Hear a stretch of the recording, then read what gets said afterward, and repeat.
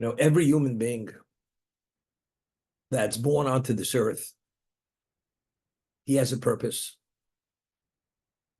The only living creature in existence that has what we call free choice, that is function, or its function is not dictated by instinct. Instinctive behavior is only the human being. Human being has instinct, but a human being, despite instinct, could always override that instinct. And that's called free choice, based on our understanding, based on our interests, based on our biases, our conflicts of interest, our preferences. We make choices. Is it the correct choice? Is it a good choice, bad choice? We may believe it's the right choice, but ultimately, as they say, even though you say the proof's in the pudding, but the proof in the pudding means nothing. There's no proof in the pudding. There's a verse in Mishlei in Proverbs where King Solomon says this is the wisest man ever born into existence. Nobody was ever wiser than Shlomo Melech, King Solomon. He says, Mitzraf lekesef. How do you test the purity of silver? You put it through the crucible. And then you know how much dross is in the silver. Kur labarzel. If you want to know the purity of iron, you put it through the smelter. And how do you know the purity of man? Ish lefi malolo. Each man according to what he praises. You listen to a person, what he praises, that tells you who he is. So the Rabbeinu Yonah, who's an early commentator, his commentary on Mishlei writes that Ish Fima Lolo could be interpreted one of two ways. Each man according to the way he's praised. You go on the street and say, what's this guy all about? And you hear the way people praise him. Is that an evaluation of the purity of a person? But very often, as we see today, societal values are so corrupted and so warped. So what society values is not an indication of the purity of the person whatsoever. So Rabbeinu Yonah immediately rejects that interpretation. Each man according to the way he's praised. It's not the way he's praised. But rather, each person according to what he praises. This is a very important point. This has relevance to you, Larry. Each person according to what he praises. So he says you have a person who's a tzaddik. What's a tzaddik? He does everything correctly. But in terms of what he praises things which are all in the material realm, not the spiritual realm. And you have another person who's not so observant. But when you listen to his praises, he praises God, he praises everything within the spiritual realm. So Rabbeinu Yonah writes, the man who's the tzaddik, because he does everything correctly, but he praises what is not within the context of his profile, he says he's a tzaddik bin mikra, but a rasha be'etzim. He says he coincidentally is a tzaddik. What does that mean? He was born in an observant family. The community encourages this. That's why he does the right thing. But what is his perspective? What's his essence? What's his core? His core is what he praises. What's going on in Broadway? What's going on and who knows where? Everything, he doesn't talk about spirituality. So what is his core? His core is not what his behavior is. He acts like a tzaddik, but his core said tzaddik is only happenstance, but his essence is not tzaddik. The other person is not that observant, but all he talks about are things altruistic, godly, values that are spiritual values, Torah values. And he loves his fellow Jew and he'll do whatever he can because he wants to perpetuate God's glory in the world. He said that person, his essence is tzaddik. Unfortunately, he didn't have the background, he didn't have the right opportunities, he had the wrong influences, but his essence is what? His essence is tzaddik. So how do you evaluate and understand iron, put it through pearl through the smelter, silver through the crucible. The human being, listen to what he praises. He praises the right thing, then he's on the right track. And hopefully he'll get, in the other area, he'll get there someday, maybe. But it's not as important at this moment. The other person, he's looking for the best investment. What's the next restaurant that's opening? What's the next racetrack? What's the next casino we could go to? But it's all kosher. Hot kosher food in the casino. You know, they give you blindfolds when you walk in there, so you don't see things you shouldn't see. You understand? You don't belong in the casino. What are you doing there? If you are the way you look, it's not only don't walk the walk, talk the talk, and be who you're supposed to be. That's Rabbeinu Yonah. What is so special about why we're so privileged and we're so lucky? At Sinai, if a human being has free choice, and we have tremendous, overwhelming conflicts of interest because of our physicality, how do you walk that straight and narrow path? You ask a person, why do you live? You can put this question to anybody. What's the purpose of your existence? The person says to do good. That's the person's answer. If he's good, do good. And what is the meaning of good? He'll give you 50 applications of what good is. I said, how do you know that's good? Because according to my understanding, I think that's what good is. And what about that? That's backward, that's archaic, that's not good.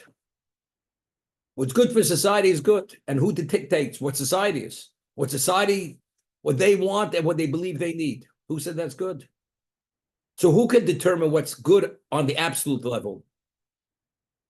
Only a being that's not influenced by outside influences. That's God. God set the standard. What's good?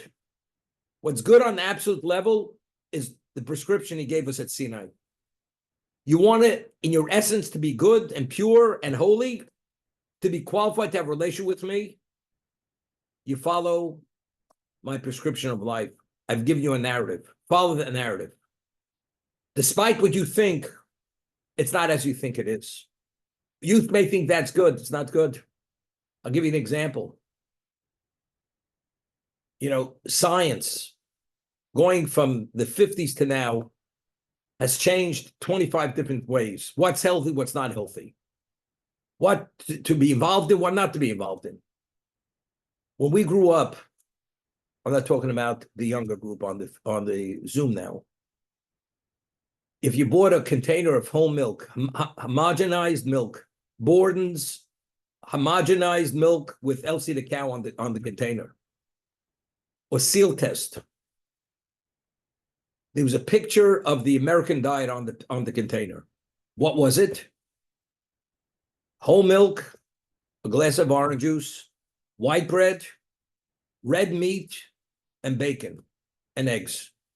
That was on a picture on the container. That is the American healthy diet. We've learned a lot since then. What was considered the ultimate epitome of health, we've realized that's not what it's about. At one time, it was unheard of a couple not wanting to get married. It's unheard of in society. Things changed. People want to remain not celibate, separate, not married. It's too much to make a commitment. What about a family? Too much infringement on your freedoms. Even they'll go together, they'll be companions, whatever it is. They'll have a common law marriage. But family, it's a whole different story. Because, you know, it's infringement. You're not free. And based on inflation, you can't afford the tuitions. You know, mean and lean. That did you have 3 cars in the 16-car garage, and the electricity goes 29 hours a day, that's okay. But, you know, bring children to the world. You know, the world only has a certain amount of food and capacity. We don't want to deplete the planet. And having a family, you deplete the planet. We don't want to do that because you're stepping on other people's toes. You're taking the oxygen out of the room. You understand what's going on over here? This is how warped people's understanding of what right and wrong is. And people believe in this. There was an article maybe 15 years ago in the New York Times. There's a woman in LA. She was driving through the safari. I mentioned this in the past. And she had her 2-year-old child in a car seat, in the back seat. And she's driving through. And she left her window slightly open. And as she's driving through the safari, the lioness goes and jumps at the window, and it's able to put its paw through the window, and it hits the lady in the head. And she immediately dies. She has a brain hemorrhage, she dies. So what happened? The child in the car seat is an orphan, and the mother is dead. So what do? They killed the mother. They killed the lioness who killed the woman. But her cub now is an orphan. You have an orphan cub and an orphan child. They made a fund for the orphan child and for the orphan cub. Which fund do you think they raised more money? They raised more money for the cub, the lion cub, than for the child. You understand what's going on over here? This was an article in the science section of New York Times. Compassion. A human being versus an animal. More money, less money. The lion's can take care of. But the child, he has to be fed, taken care of. Education, endless needs. How do you raise more money for the lion cub than for the child? You tell me. So there's a way to see it. People take care of people because they have compassion. Who's going to have compassion for a lion cub? Therefore, we have to go to the nth degree to make sure there's enough money in that fund to provide for the lion fund. Or we're going to worry about one time I went to the, They have in the Smithsonian, they have that 5-story TV movie screen, and it was saving the elephants. The color was magnificent in the cinema there. And save the elements. That whole thing, why you should have to feel for the elephants. And they go themselves to a certain graveyard, and they go there, and they die there, this and that. And they raise mega dollars to save the elephants. What about saving people?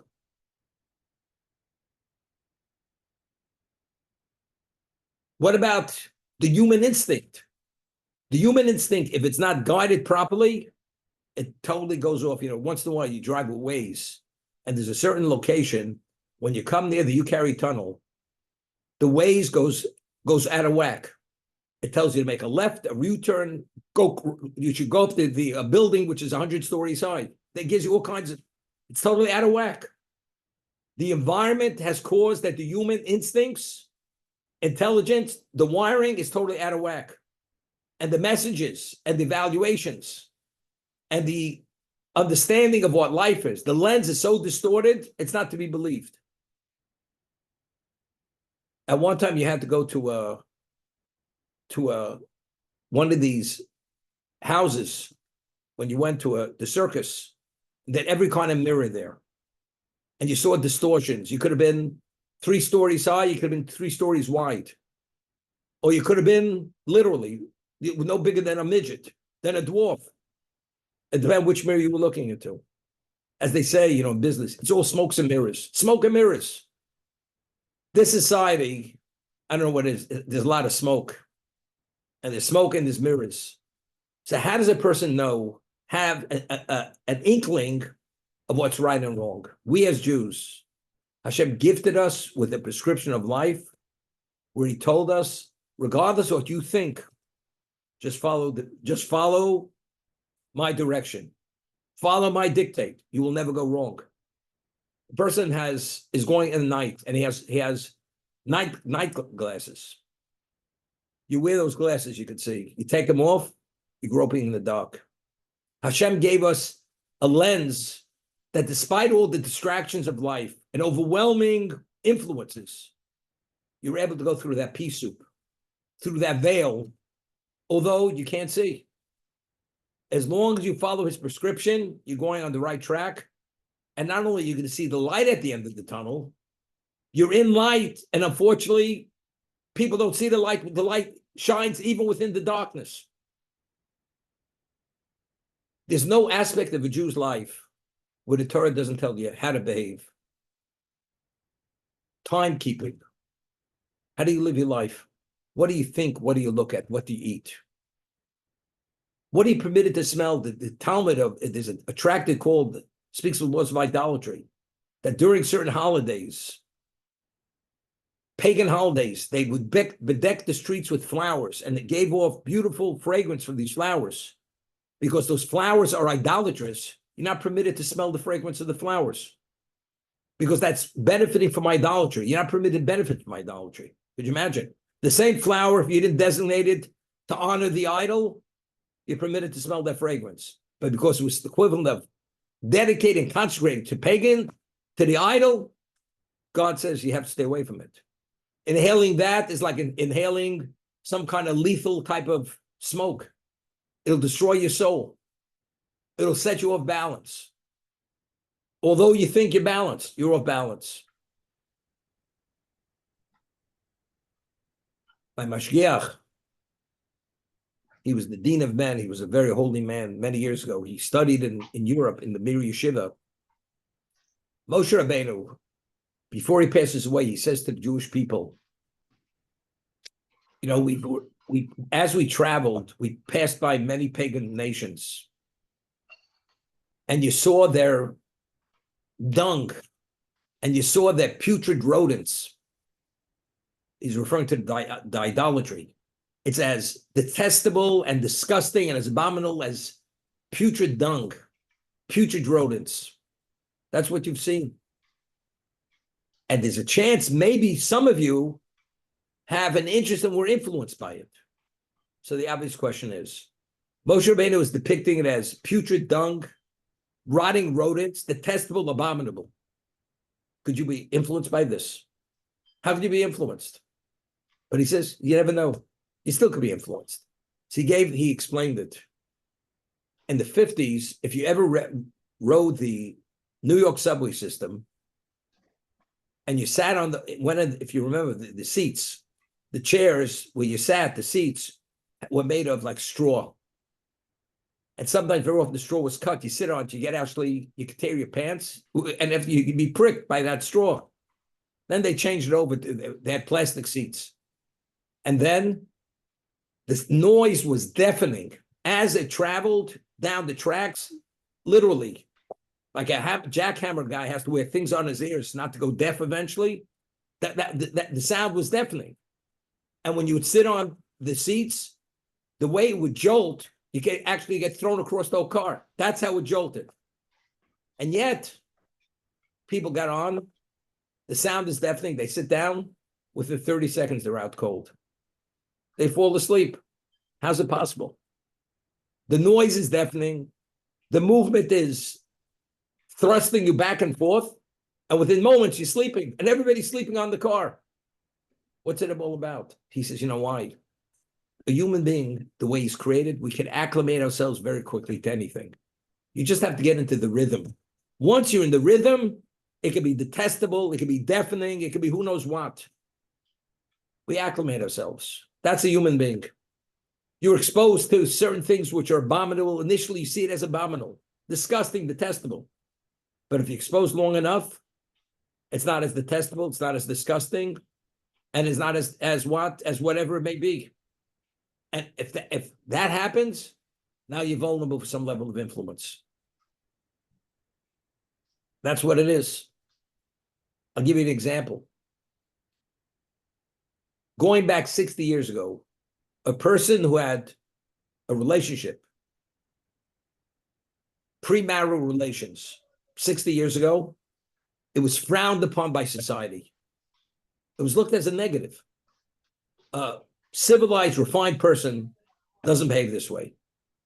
You want to have that relationship, you get married. But gradually, things started to change. People would be taken aback. Today, when you hear this, are we even touched as much as an iota? It's normal. Not only that, they're interested in that. People have different values, are attracted to that. What happened? You know what the answer is? It's called acclimation of society. Over time, you get used to things. And sometimes it goes from bad to worse to disastrous. I always used to say, if you take a time machine from 1950 to 2024, and you step out, the word to say the world has gone mad is an understatement of the way the person would see this world. The word berserk is not a word. I don't think we have to publish a new word in the dictionary for what the world has gone, what's happened to this world.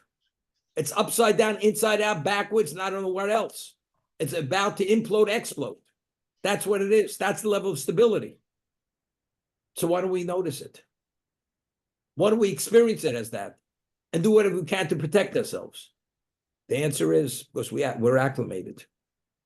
We get used to many things. Give you an example. In 1972, when I was first married, a gallon of gas in Baltimore, Maryland was 23 cents. That's what a gallon of gas cost. Fill up a tank, what today would have cost you to buy a bagel, that you could get a whole full tank of gas. Today, it's a major bite out of your earnings if you have to fill up a few times a week. Different world, standard of living, everything, different realities. At one time, a person, unless he was a professional, a very special professional, what was his wardrobe? He had a weekday set of clothing, and then he had his special clothing, a suit for special occasions. There was no such thing as men's fashion. Women had fashion, no such thing as men's fashion. All of a sudden, they introduced men's fashion. Now, a man, he has to dress in a very so-called attractive way. As the woman, it has to be attractive. At one time, you have perfume. Now you have cologne for men. This is American society. Gradually. One time a man went to work, he went to work with a lunchbox, if you remember. His wife made lunch for him, now, credit card, his wife takes care of the bill, $400 for lunch for her husband. And she's taking care of the credit card because the company didn't pick up the tab. A different world. What's happened? The value of money, valuing life. Many years ago, there's an article in the New York Times. There's a community in Los Angeles that all the new fads start there. They used to do skateboarding. You went upside down. I forgot what it's called. There's a community there. So there in that community, there was an article in the New York Times. The young boys and girls from the high school, they would take them to a mortuary to see the corpses in the mortuary. Why? Because they wanted them not to be fearful of death. Hear this? They shouldn't be afraid to die. So if they get used to seeing the corpses of the people who died, it'll take the edge off of that fear. That's what they instituted there. So they would visit the mortuaries twice a month. Now, if you see life being so precious and you're afraid, God forbid, to put it in a state of jeopardy, if you fear death, you do whatever you can to go and protect yourself from that. But if you go and you minimize the fear of that, what are you doing? So boy feels, young girl, commit suicide. What are you giving up? Is life so precious? It's not a big deal. He sees the corpses, the cadavers in the mortuary. It's not a big deal. You put them in a box, put them in the ground, it's over. So what are we doing? Though understanding of innate value has gone. But a Jew, there's a law, you're not permitted to do an autopsy according to Jewish law. Unless it's life-threatening in terms of the family. You're not permitted. You have to have in-ground interment. You're not permitted to cremate a body according to Jewish law. There's human dignity. Everything is the human being. The human being is the center of the universe. The human being is the image of God. And being an image of God, the human being has to behave a certain way to reflect godliness. God gave us a prescription of life. We wake up in the morning. What do we do first? We have to ritualize our hands. We have to acknowledge that God returned our soul. First of all, what do you mean I have a soul? The dog doesn't have a soul. Why do I have a soul? Because at Sinai, you were taught that a human being is a composite of the physical and the spiritual. There's nothing about our existence that wasn't communicated to us at Sinai. Everything. Every aspect of our being. I'd once mentioned, I had a student many years ago, about 30 years ago. He graduated Harvard. And one day he comes to me, and he was working at Wall Street. He says to me, Rabbi, I have whenever I think about this question, I can't sleep at night. And he came from a conservative background, and now he was Orthodox. I said, what's the problem? He says, I'm observant, I'm committed, but every time I think about this question, it actually throws me for a loop. I said, what's the question? Do I have a soul? How do I know I have a soul? If I have a soul, I know I have to live a certain way. But if I'm an intellectual animal, no different than any other animal, except I have a higher degree of intellect, what do I have to live as a Jew? I'm a member of the family of intellectual animals who walk the face of the planet on 2 feet. How do I know? And whenever I think it, I have to answer, it throws me for a loop. That was his question. So I said to him, how does anybody know he has a soul? Anybody. You know how we know we have a soul? It's not because we feel our soul. The reason why we know we have a soul, because at Sinai, when God appeared to every Jew and communicated with every Jew face to face, he says, this is your essence. And because this is your essence, you're a composite of physical and spiritual, a soul. You have to maintain it. And this is the prescription of life. That's how we know we have a soul. That's where it begins. That's where it ends. So everything began at Sinai. That open communication with every Jew, the millions of Jews who stood around that mountain, he openly communicated with every one of us. That's how we know every aspect of our being, our purpose, and how to maintain that purpose, and how to accomplish and address that objective of our existence. That's what it's all about. So for a Jew, life is easy. It may be complicated, but it's easy. What do I do? When I first came to New York, I have a student. He's my student for 40 years now. And he said to me, he went to University of Pennsylvania Law School. He went to on the West Side to the School of whatever it's called, ethical culturists. Had no Judaism in his life. All his friends were non-Jews. He didn't have Jewish friends.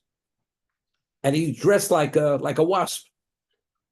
When he became observant, he had a wine collection that was worth $500,000. He had Sotheby's sell it for him. This person. So I said to him, and he was invited to come to a class of mine once a week. This is like about 39 years ago. So I said to him, I said, who advises you? He says, I go to a psychiatrist 5 times a week. I said, what? You have a psychological problem? You need medication? He says, no. He says, I go to the psychiatrist every day, and he maps out a plan of how I should spend my day, what I should do from this time to this time, which restaurant I should go to at night, when to go to bed, who to date, who not to date. He gives me a full mapped out lifestyle. And every day I go to 5 times a week. You understand? So I said to him, something? If you buy into what we're studying, you're not going to need a psychiatrist. You'll be stable. You'll have a perspective. You'll understand exactly which foot you put before the other foot. You'll understand everything. You ever hear such a thing? He had no idea. It's like, you go years ago, they say you go into a washing machine, just keeps turning. You don't know how to get out. Get on the merry-go-round. You don't have to get off the merry-go-round. That's what it was. But if you have the Torah, you know exactly where you're going and how to go do it. You just have to study. You study and you hear Hashem's words that were given at Sinai, that were transmitted from generation after generation. You walk securely, you walk with faith and with hope and belief, and that's it. Because you understand that God is the one who dictates and maintains and wills existence at every moment of this existence. And that's the reality. A person wants to believe it, doesn't believe it, that's his choice. But if you do believe it, we believe in fact, because Sinai was factual. It's etched in stone. Whether you want to bury it, you can bury it. But if you want to live it It's no less vibrant today than it was when it was given at Sinai nearly 4,000 years ago. And that's what we're all about. And that's what we have to disseminate, teach our children, and study ourselves, and keep reminding ourselves of who we are, who God is, and what our relationship with God is. King Solomon, Koheles, last verse. Sof davar hakol nishma. At the end of the day, only one thing resonates. You know what that is? Es Elokim Yirah. Fear God, kizeh kol ha'odom, because that's all what man's all about. You have that, you have it all. You don't have that, you have nothing.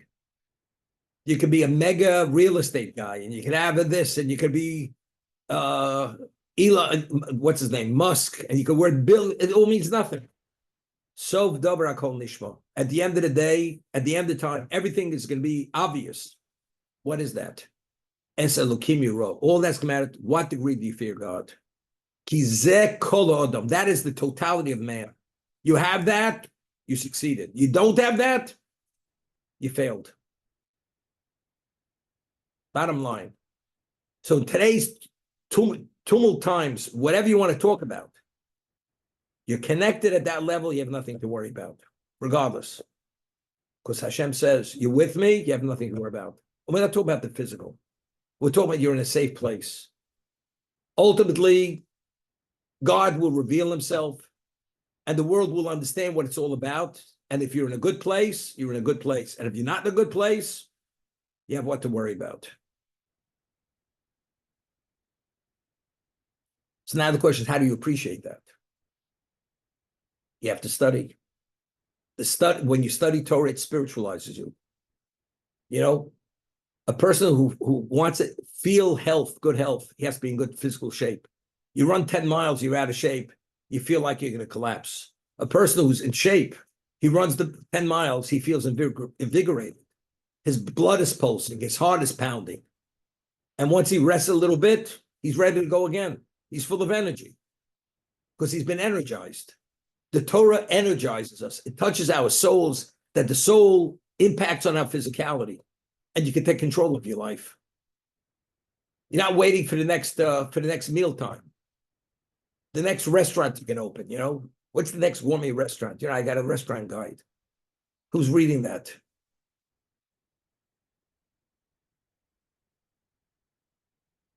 Okay, Naim, I haven't heard from you in a while. Yeah, good afternoon, Rabbi. Yeshkoch. I think the Rabbi touched on a lot of very interesting topics and things I think about all the time. But yeah, I think it is interesting that, you know, a lot of public perception and the way people behave is based on social media and, you know, maybe the White House administration, and it's constantly very, very fluid.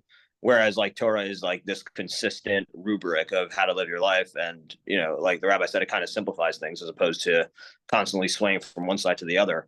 But I was wondering with regard to, say, the rest of the world, and let's say the Christian faith or the Muslim faith or whatever it is, their strict interpretation of their, you know, whatever Quran or, you know, the old, the New Testament is, you know, if they follow that strictly as well, they might also have some sort of, you know, foundation to live in a somewhat normal society. But theirs is so skewed now that it's also messed up.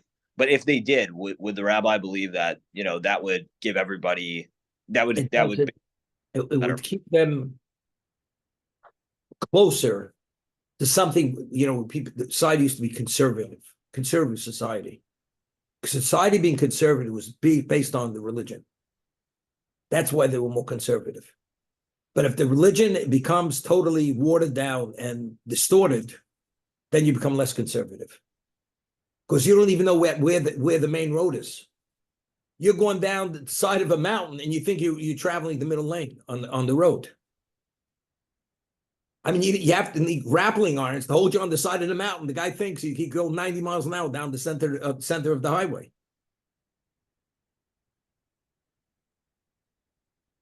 Yeah. So right. So they've taken it to like extremes that their interpretations are very loose, and that's why you see society deteriorate. Correct. It was conservative, but even that, it's not lahavdil. Nothing have any relevance to what we are all about. In our lives, there's no aspect of our physical existence that's not dictated by the Torah. What we think, what we look at, what we do, what we eat, what we smell, when we sleep, how we sleep, and even when we get up, ritualizing everything under the sun. Yeah. The tefillin, when you wear tefillin on your arm, it corresponds to your heart. What are you supposed to think? You know what it does? That tefillin spiritualizes your emotion. It corresponds to your heart. You put the tefillin on your brain, on your head, it spiritualizes your brain, your intellect. That's what it does. You may not feel it, but if you put it on the right way and have the right thing in mind, there's a spiritualization. And now your mind has relevance to be able to process certain things which before it didn't have the same capacity. That's called sanctification. When we use our body to do will of God, it's a consecration activity. Yeah. I think it's also interesting that with Shema, I think it's that every single word that you say in Shema, or is maybe every letter corresponds to like awakening different parts of your body, and like if you skip a word, then you're potentially missing out on a portion of that also. It says 248 letters in the three portions of the Shema. It corresponds to 248 parts of the body. Yep. Okay, I'm going to let Malachi say a few words, because really I infringed on his pooches there, so I have to let him say something. Malachi, any comments? Hi, Rabbi. Thank you so much for sharing, and Naeem and Larry and Shmuel. Unfortunately, I will probably have to leave in a few minutes, but this has been a lovely last 45. I'm so grateful. I think I can attest to the fact that when you're in the slaughterhouse, much like the anatomy lab, it will stay on your body, and it will, shower after shower. It's the whatever we subject to ourselves, the gashmiut and physicality of the world and grossness, if you will, it has a very lasting effect on ourselves. And in last week's parasha Naso, one thing that I recently heard is the idea that we learn about the sotah and then right after the nazir, and why are they back to back? There's a lot of different commentary on it, and one of them is like that which we see in life and that which we come into contact with, even if, say, for example, the woman was everything turned out okay, but there was an accusation of inappropriate, being in the same location as a man with whom she wasn't supposed to be, but that even the thought that could be have taken place, someone who is subjected to that, I don't think that which we come into contact in life will not have a lasting effect on us. So if we constantly pollute our psyche and even our physical bodies with what we that which we eat that is not appropriate for our spiritual selves, talking about kashrut or the smells that you alluded to on the flowers in Avodah Zarah, don't think that we can be immune to those external influences in life. And so hence the process of going through Nazirut and trying to get to a higher spiritual level was something that kind of resonated. And another thing I did want to share was a story I recently heard about Rabbi Baruch Ber, I believe is his name. Baruch Ber, yeah. Baruch Ber. He was the commandant of Rosh Hashiva. Rabbi Baruch Ber Leibowitz was his last name. Leibowitz, okay. Yeah, thank you. So he was from somewhere in Europe, and when he came to the US once, it was the first time he'd ever seen someone Jewish not observing Shabbat. And apparently he cried when he first saw that. And, a few weeks or months later, he was crying again when he witnessed it. And they asked him, like, why are you crying now? And he said, when I first observed this, I was crying because I've never seen this before. Like, Jewish people were meant to keep Shabbos, were meant to do, to emulate God who rested.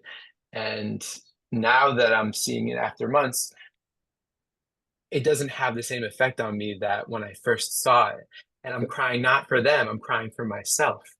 And when you were talking about the Acclamation.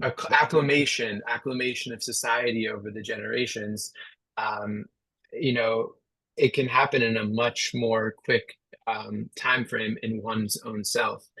And I think it just kind of goes to show how we need to know thyself and know how, you know, and on an emotional level and also on a spiritual level, if we, you know, don't continuously practice the things that you mentioned, like why we do tefillin, why we do, you know, various acts, the nuance of even tying our shoe. You know, there's like a Jewish way of doing that. And so I think it just kind of underscores the importance of trying to not let the external aspects of society get to us. Correct. Yeah. You know, it's interesting, you know, you go through, you know, a policeman wears a bulletproof vest. It's made of a certain material that if he doesn't wear the kind of material, the bullet will penetrate whatever he's wearing. But although he feels an impact, he may have a black and blue mark after that projectile hits that vest, but it's not going to penetrate into his body. You understand? Without that vest, he's vulnerable. And if he's ever exposed to that level of danger, his life is over. God gave us a vest, a protective armor. That protective armor is called the Torah and observance of mitzvahs. That's the protective armor. It deflects all the influences that you're able to see them what they are in the negative, and as a result of that, we stay away from it. You know, you have a smoke detector, and you have the other detector where it's invisible. What's it called? Carbon monoxide. Carbon monoxide. You don't see it, but if you have the detector, it picks up and it starts beeping. The Torah itself, we don't see the negative influences of society necessarily, but if you embed it with Torah and absorb with it, it's like that carbon monoxide detector. The moment you're exposed, you immediately feel it's not right. It's not the right place for you to be, and therefore you remove yourself from that place. That's what the Torah provides for us. It gives us a sensitivity. We have spiritual senses, and it activates those spiritual senses. That's what it does.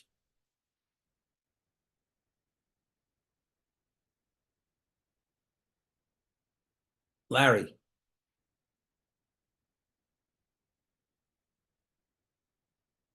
You're silent. You're silent. I hear. Oh yeah, Rabbi, thanks.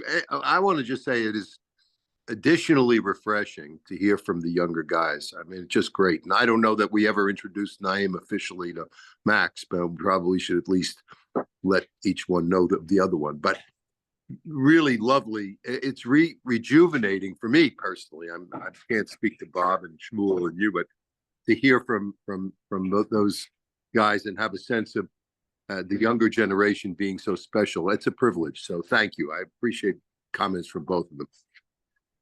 Yeah, Larry, I thought we were part of that. I thought we were part of that younger generation. What happened? I'll be a wise guy, Bob. Okay. Thank you so much, Larry. That's very kind of you. Well. And Again, tomorrow nice with to meet you. We're on at 12 o'clock. Everybody be Cool, well. too. Take care. Take care, Rabbi. Thank you, I'm going to Rabbi. try for tonight. Thank you, I may Rabbi. not. Well, 7:15. Be well. Take Right, care. if I can. Take care, guys.